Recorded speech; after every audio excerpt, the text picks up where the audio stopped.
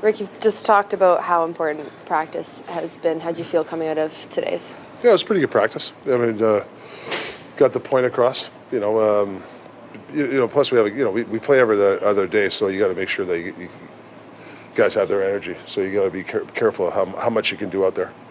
You like Garland with JT, and Max has probably earned a bit of a look in your top six. What was your rationale? Yeah, just some spark, some guys who can. I think we were 40% battles. We won last night. That's not good enough. So you got to switch things around when you're not winning battles. The game is about winning battles. So it's plain as simple as that.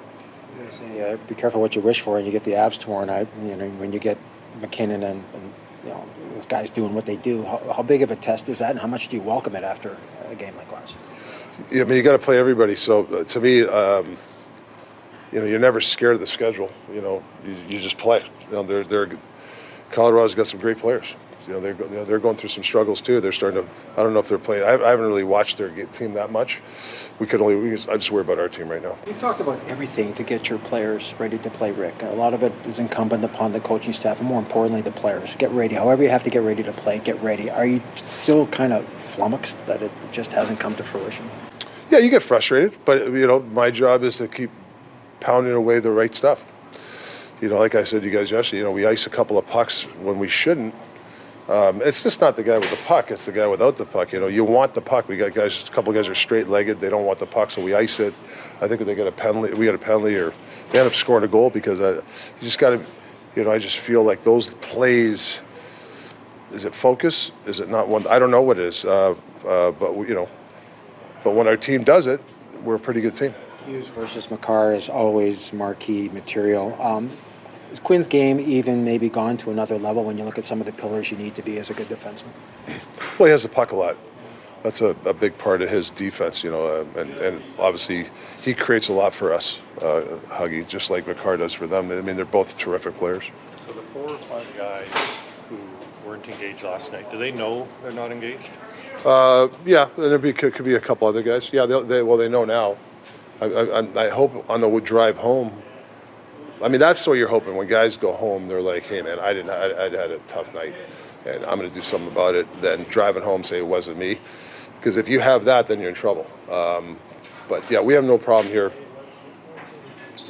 talking to players. And sometimes, guys aren't going to have their A game. We understand that. But some guys were just not engaged. And we don't have the team to have 3 or 4 or 5 passengers. We just don't have it. Edmonton, they could have 4 or 5 guys sleeping. They got guys that can win the game for them. We are a team that needs everybody to play. And that was kind of most of the disheartening thing yesterday is we had some guys that weren't ready to play. The accountability seems to be a big part of the culture that you guys have built in the last 2 years. So is now when you need that accountability? Yeah, you need your leadership group to handle that, help out. Obviously, that's a big part of it. And then individually yourself, you make yourself accountable. I got to make players accountable with ice time or whether you play or not, things like that. I mean, there's different ways to be accountability, but you don't want to be a coach that keeps yelling and screaming and being a hard ass all the time. It's got to be a partnership. And I think for the most part, since I've been here, the guys have done a nice job of recognizing when they're not playing well what we have to do. It just seems this year has been a little bit longer leash, not leash, but recognize that, hey man, let's go here.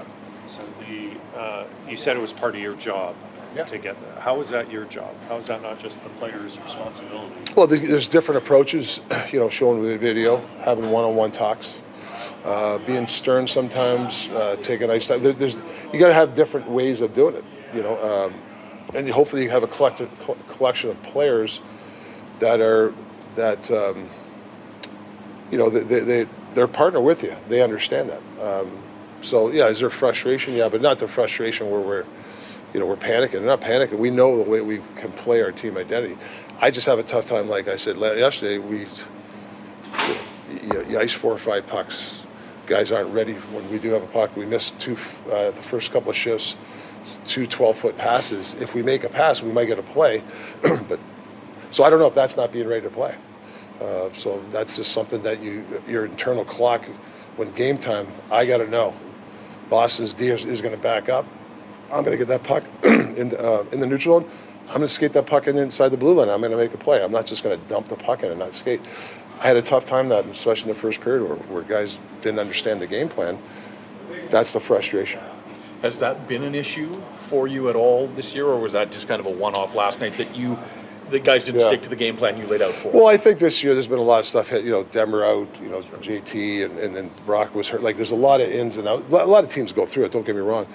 Some new guys, and I think so. You got to give a little bit of leash when that happens. But yeah, I think we need a collective group to overcome those things by playing to our team identity. Like, we can't go rogue. You have to play a team game, not an individual game. So between the 4 or 5 guys that weren't emotionally invested and guys going rogue last night, like, are those correctable things, or are those red flags as a coach? Well, if you're putting a bunch of these together, yeah, I guess it should be a red flag. But I don't see it to that pace. I think the guys that when we've talked to and we've showed video, they have responded in a good way. So that's what we're looking for tomorrow night. Well, Lankinen just ill again? Yeah. The bug has gone through our team. So I'm not using that as an excuse yesterday, but it has gone through 3 or 4 or 5 guys. I've got it. So, yeah.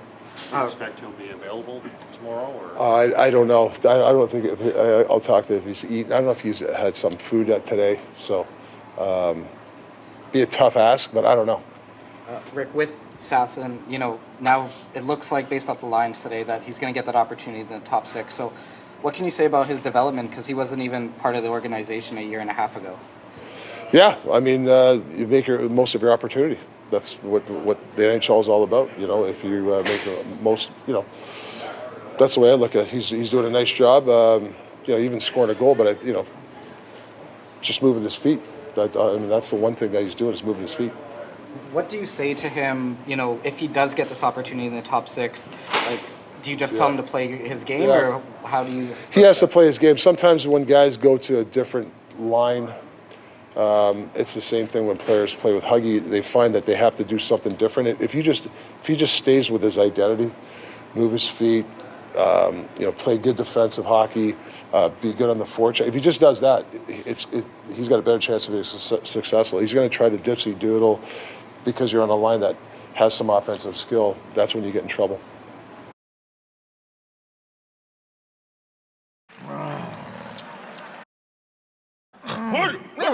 What a nightmare I was having. I dreamed we were still at the game. We are. Oh, Beachcomb stopped it. You got to be kidding me. I wonder if they're...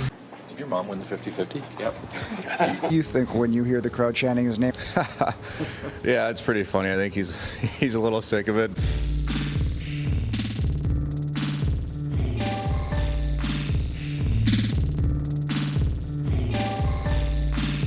Yeah, I mean, he didn't get, shot.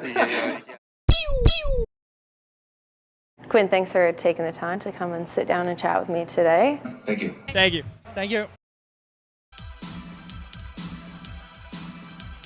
Generational talent. Thanks for liking the video and subscribing.